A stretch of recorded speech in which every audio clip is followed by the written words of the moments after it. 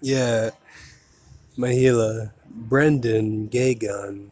Um, I go up to his apartment. He says, his girl, she's like a porn star, this blonde girl he was with. And he was a little taller than me.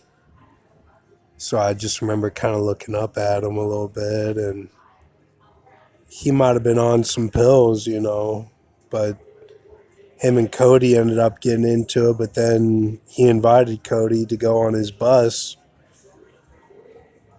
Didn't invite me on the bus, you know. Um,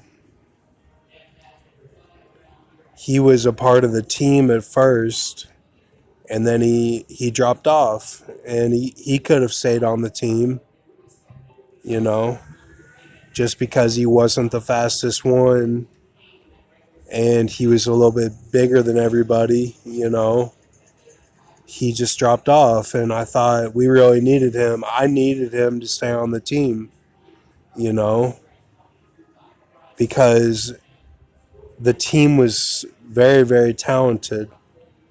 And someone like him, he was a good middleman in practice. He was like a journeyman in practice because he was middle. He wasn't quite going all out like maybe the captain was Matt or Michael if he came or Craig at some points and you know Rafiki and Lawrence and uh, Richard, and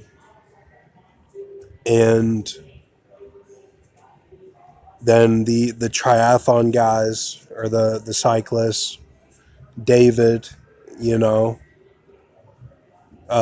Klopp. Those were the guys who went all out in practice. But the thing was, he was the next part down. He was more like he could kind of drift on stuff and still be in the middle. So we needed him, because then he would get better in practice and then be at that level if he had stuck with the season. So the part that really hurt me was when we went to the beach and I'm at the beach with him and we, you know, play around and it reminded me of like a Florida almost setup of how the beach was, That day it was a little bit cloudier out. There were probably sharks that day. And then we went to Hooters and then he says, "Okay, Brock, like, okay, now, say what you got to say or whatever." And I was so upset that he said that because he thought that I thought because he was Jewish that I was trying to get him to, turn to Christ or something. And yeah, it was a Christian school, Concordia, but like, that's how he thought of me. That's how he thought of me.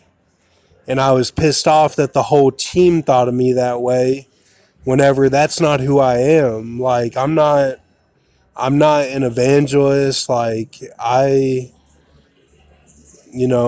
that's not me. Like, I believe in end times. I just kind of woke up and saw that that's where we're at. I'm not a big preacher or something, and they would call me like Brother Brock and stuff. Like, I hated that, man. I hated that. Like, that's what Tora would call me, and Devin and all these people. They'd say, "Oh, you got your slippers on or whatever, your Jesus slippers." That's what that motherfucker said to me. Who was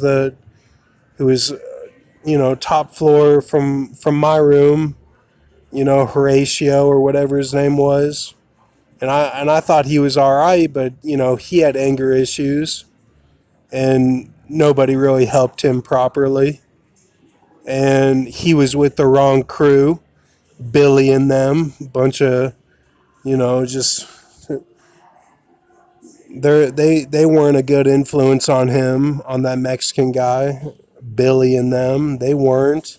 Emilio was, but Billy wasn't, and neither was Trey. You know, so it just made me so upset that he said that at that Hooters, and that was my meal, Hooters, and that's what he had to say. And and he was a full blown Jew, like he was like he was a real Jew, man, and probably no more or less than Ben V or Mr. T. And that's what he said. Kale and Marone, I don't know for sure if they were Jews. They could have been lying, But and then Joab and David were for sure, is what I believe. From just two witnesses instead of one. But my girl thought they were liars.